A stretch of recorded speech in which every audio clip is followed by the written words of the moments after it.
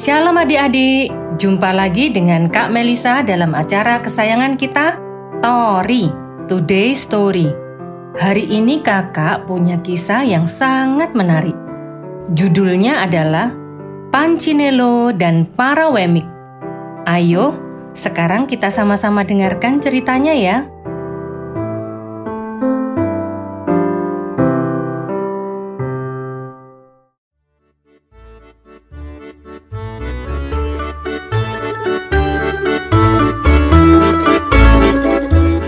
Wemik adalah makhluk-makhluk kecil yang terbuat dari kayu.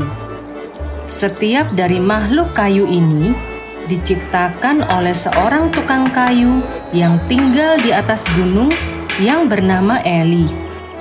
Setiap Wemik diciptakan berbeda. Ada yang memiliki hidung yang besar, ada yang memiliki mata yang besar, ada yang bertubuh tinggi, ada yang bertubuh pendek. Ada yang memakai topi, dan ada juga yang memakai mantel. Namun semuanya diciptakan oleh pencipta yang sama, dan semua tinggal di sebuah desa yang sama. Setiap hari, para Wemik melakukan hal yang sama. Mereka menempelkan stiker kepada satu sama lain.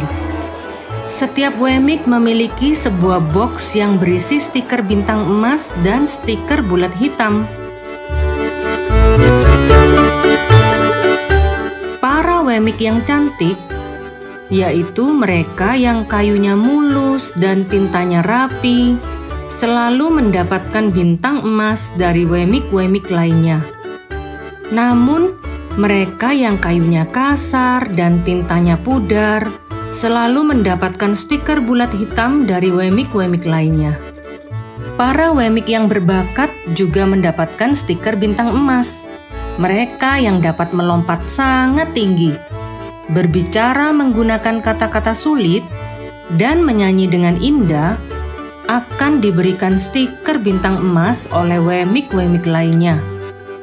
Beberapa Wemik tubuhnya penuh dengan bintang. Setiap kali mereka mendapatkan bintang, mereka merasa senang akan dirinya sendiri. Sehingga mereka melakukan hal lain lagi dan mendapatkan bintang lagi. Namun beberapa Wemik tidak dapat melakukan banyak, sehingga mereka sering mendapatkan stiker bulat hitam.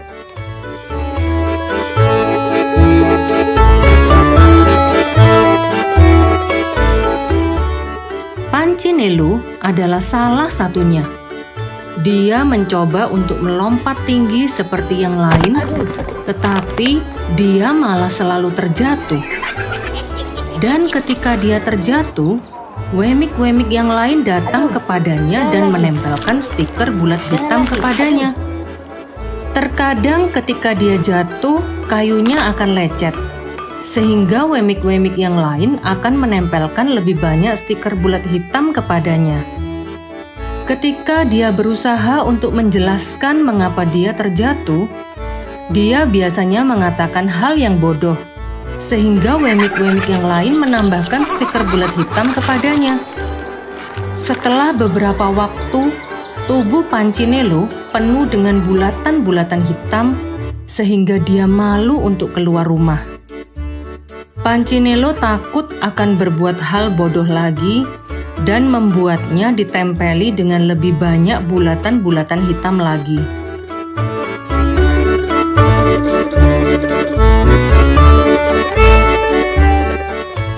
Lebih dari itu, karena banyaknya bulatan-bulatan hitam di tubuh Punchinello, kadang-kadang akan ada Wemik yang menambahkan bulatan hitam kepadanya tanpa alasan apapun. Dia layak mendapatkan bulatan hitam. Dia bukanlah Wemik yang baik, kata para Wemik. Setelah beberapa waktu, Punchinello percaya kepada mereka. Aku bukanlah Wemik yang baik. Oleh karena itu, setiap kali Punchinello keluar rumah, ia berusaha untuk bergaul dengan Wemik lain yang juga memiliki banyak bulatan hitam. Dia merasa lebih baik ketika berada bersama mereka.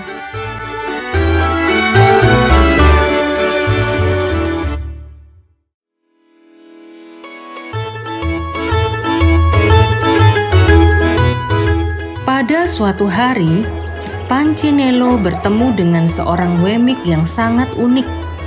Dia tidak memiliki bulatan hitam ataupun bintang emas pada tubuhnya. Nama wemik ini adalah Lucia. Pancinelo menyaksikan bahwa bukannya wemik-wemik lain tidak menempelkan stiker pada Lucia, melainkan tidak ada stiker yang dapat menempel pada tubuh Lucia. Beberapa wemik kagum dengan Lucia yang tidak memiliki stiker pada tubuhnya, sehingga mereka mencoba untuk memberikan Lucia bintang emas. Tetapi, stiker bintang emas itu dengan sekejap akan copot. Beberapa wemik meremehkan Lucia karena tidak memiliki stiker pada tubuhnya, sehingga mereka mencoba untuk memberikan kepada Lucia stiker bulatan hitam. Tetapi stiker bulatan hitam itu dengan sekejap akan copot juga. Aku ingin menjadi seperti Lucia. Aku tidak ingin memiliki stiker apapun di tubuhku, pikir Pancinelo. Jadi Pancinelo bertanya kepada Lucia bagaimana dia melakukannya. Caranya sangat mudah. Setiap hari, aku bertemu dengan Eli. Saut Lucia. Eli? Ya, Eli si tukang kayu. Aku biasanya datang ke rumahnya.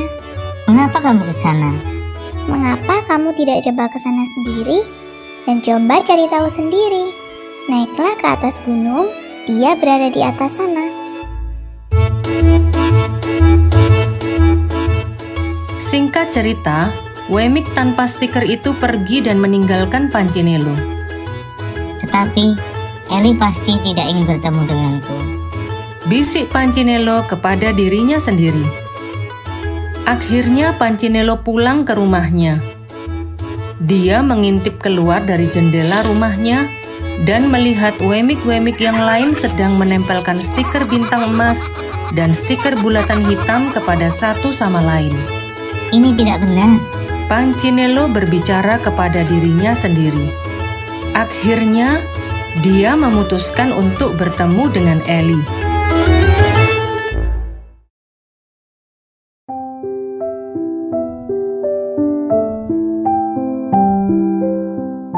Pancinelo berjalan ke atas gunung dan masuk ke dalam rumah yang besar di atas gunung itu. Matanya terbuka lebar melihat benda-benda besar yang ada di dalam rumah itu. Pancinelo menelan ludahnya dan berkata, Sepertinya aku seharusnya tidak berada di sini. Dia memutarkan badannya dan berjalan mengarah ke pintu keluar. Lalu tiba-tiba dia mendengar namanya dipanggil. Pancinelo, Pancinelo. Suaranya sangatlah dalam dan kuat. Pancinelo pun berhenti. Pancinelo, aku sangat senang bertemu denganmu. Ayo ke sini dan biarkan aku melihat dirimu. Pancinelo berputar pelan-pelan dan melihat sang tukang kayu yang berjenggot. Kak, kamu mengetahui namaku? Tanya Pancinelo. Tentu, aku yang menciptakanmu. Eli menggendongnya dan meletakkannya ke atas meja. Sepertinya banyak yang memberikanmu tanda-tanda yang buruk. Sahut Eli ketika dia melihat bulatan-bulatan hitam pada tubuh Pancinelo. Aku tidak bermaksud. Aku telah berusaha begitu keras. Oh, kamu tidak perlu membela dirimu di depanku, nak. Aku tidak peduli dengan apa yang dipikirkan oleh wemik-wemik yang lain. Hah? Sungguh? Ya, dan kamu juga seharusnya tidak usah peduli dengan apa yang mereka katakan. Siapakah mereka, sehingga mereka berhak memberikan bintang emas atau bulatan hitam? Mereka adalah wemik, sama seperti dirimu. Pendapat mereka tidaklah penting, Pancinelo. Yang penting adalah pendapatku atas dirimu. Dan menurutku, kamu adalah seorang yang spesial. Aku? Spesial? Mengapa? Aku tidak dapat berjalan dengan cepat. Tintaku sudah pudar. Bagaimana mungkin aku berarti untukmu? Eli meletakkan kedua tangannya pada pundak mungil Pancinelo dan berbicara dengan suara yang halus. Karena engkau adalah milikku, itulah alasan mengapa kamu berarti untukku. Tidak ada yang pernah mengatakan hal seperti itu kepada Pancinelo sebelumnya. Pancinelo tidak tahu harus mengatakan apa. Setiap hari aku menunggu-nunggu kedatanganmu, Kata Eli. Aku kemari karena aku bertemu dengan seorang yang tidak memiliki stiker apa-apa pada tubuhnya. Aku tahu dia menceritakan kepadaku tentang dirimu. Mengapa stiker-stiker itu tidak dapat menempel pada tubuhnya? Karena dia memutuskan bahwa pendapatku akan dirinya lebih penting dibandingkan dengan pendapat mereka akan dirinya. Stiker-stiker itu hanya akan menempel jika kamu membiarkannya menempel. Apa? Stiker-stiker itu hanya akan menempel pada tubuhmu jika kamu menganggapnya berarti bagimu. Semakin kamu percaya akan kasihku kepadamu, semakin kamu tidak akan peduli dengan stiker-stiker itu. Aku tidak yakin aku mengerti apa yang kamu sedang coba katakan. Dengan berjalannya waktu, kamu akan mengerti. Datanglah bertemu denganku setiap hari, dan aku akan mengingatkanmu setiap hari bahwa aku peduli padamu.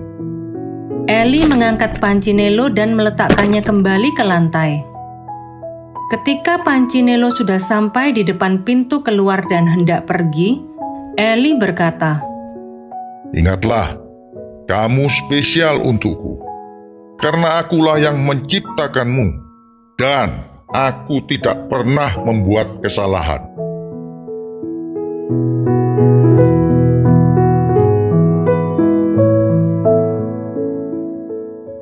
Pancinelo keluar dari rumah itu dengan hati kecilnya yang berbisik.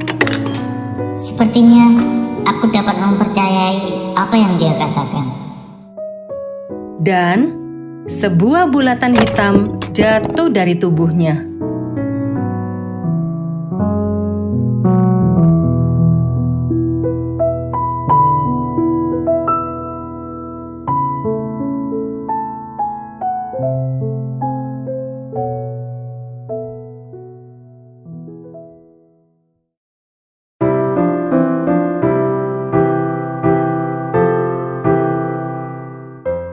Nah, adik-adik, bagus ya ceritanya. Sampai di sini dulu perjumpaan kita hari ini. Kita akan bertemu lagi di lain kesempatan dengan cerita-cerita yang menarik lainnya. Sampai jumpa adik-adik. Tuhan Yesus memberkati.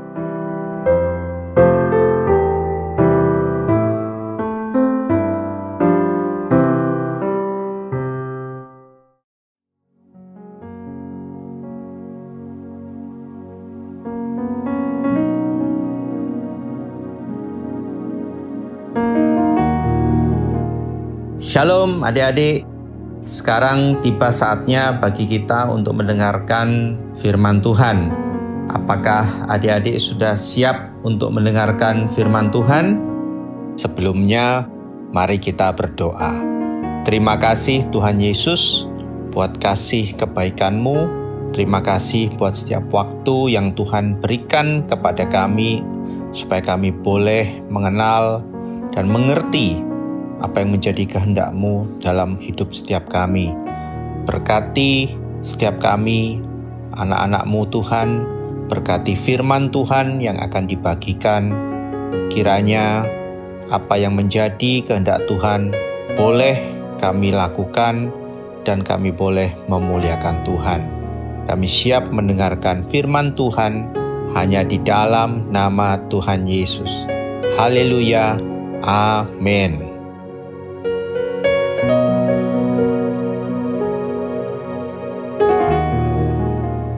Saat ini Kak Dedi akan menyampaikan firman Tuhan yang judulnya adalah Engkau Spesial di Mata Tuhan. Kita akan mulai dengan membaca firman Tuhan di dalam Mazmur 139 ayat 13 sampai 16. Kak Dedi akan bacakan mulai dari ayat 13 Sebab Engkaulah yang membentuk buah pinggangku, menenun aku dalam kandungan ibuku. 14. Aku bersyukur kepadamu oleh karena kejadianku dahsyat dan ajaib. Ajaib apa yang kau buat dan jiwaku benar-benar menyadarinya. 15. Tulang-tulangku tidak terlindung bagimu ketika aku dijadikan di tempat yang tersembunyi dan aku direkam di bagian-bagian bumi yang paling bawah. 16. Matamu melihat selagi aku bakal anak, dan dalam kitabmu semuanya tertulis hari-hari yang akan dibentuk sebelum ada satupun daripadanya. Amin. Dari pembacaan firman Tuhan ini, kita mengetahui yang pertama, Tuhan menciptakan kita untuk suatu tujuan tertentu. Kita diciptakan dengan cara yang dahsyat, kita diciptakan dengan cara yang ajaib, dan juga tertulis dalam firman Tuhan bahwa hari-hari yang akan kita lewati, hari-hari yang akan kita lalui, semuanya itu sudah tertulis secara detail, secara teliti di dalam kitabnya. Keberadaan kita, sifat-sifat kita, kemampuan-kemampuan kita, Tuhan sudah rancangkan. Tuhan sudah rencanakan dari awal, bahkan sebelum kita ada dalam kandungan ibu kita. Tuhan sudah pikirkan nanti kita akan lahir sebagai anak laki-laki atau lahir sebagai anak perempuan. Kita akan lahir dalam keluarga yang seperti apa. Kita akan lahir di negara mana. Semuanya itu berada dalam kehendak Tuhan dan keinginan Tuhan, bukan pilihan dan bukan keinginan kita. Jadi kita tidak bisa pilih, kita tidak bisa menentukan sendiri apakah kita mau lahir di keluarga yang seperti kita mau atau di negara seperti yang kita mau. Tidak bisa. Jadi adik-adik sekarang, dimanapun adik-adik berada, ini adalah sudah sesuai dengan apa yang Tuhan mau. Keluargamu yang sekarang ini adalah keluarga yang terbaik yang Tuhan mau. Di negara mana sekarang engkau tinggal, ini adalah di negara yang terbaik yang Tuhan mau. Yang kedua, kita diciptakan sempurna. Nah, sempurna di sini ini bukan berarti kita punya kepandaian, kepintaran yang hebat, IQ yang tinggi, cantik, kita punya kepribadian yang bagus sekali dan hebat ya. Tetapi sempurna di sini itu artinya adalah kita dirancangkan dan direncanakan dengan sempurna oleh Allah dalam hidup kita yang tidak bisa digantikan oleh orang lain. Contohnya, kalau adik-adik ingat cerita tentang Daud. Daud ini kalau di antara saudara-saudaranya, dia adalah yang paling kecil, yang paling bungsu, tubuhnya juga, posturnya, fisiknya juga yang paling kecil dibandingkan kakak-kakaknya. Tetapi Tuhan punya rancangan dan rencana yang sempurna untuk Daud, karena Tuhan mau jadikan dia raja bagi bangsa Israel. Oleh karena itu, Daudlah yang dipilih dan diurapi untuk menjadi raja. Jadi, adik-adik pun juga semuanya sama. Tuhan punya rencana, rancangan yang sempurna dalam hidupmu. Jadi engkau tidak perlu bertanya-tanya, tidak perlu berpikir apabila engkau berbeda dari saudara-saudaramu, apabila engkau tidak lebih pintar, tidak lebih baik dari orang-orang di sekitarmu. Tetaplah percaya bahwa Allah punya rancangan dan rencana yang sempurna untuk dirimu.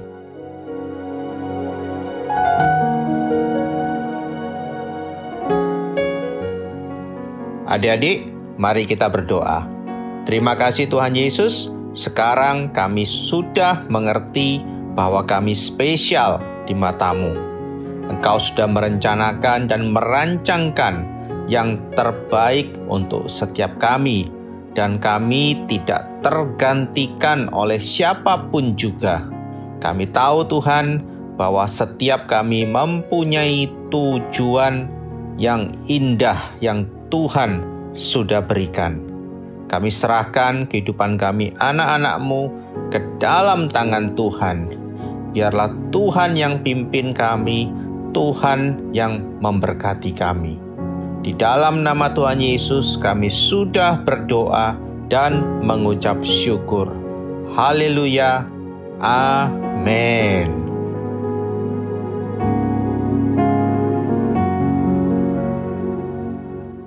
Adik-adik, sampai jumpa lagi di acara Tori minggu depan. Tuhan Yesus memberkati.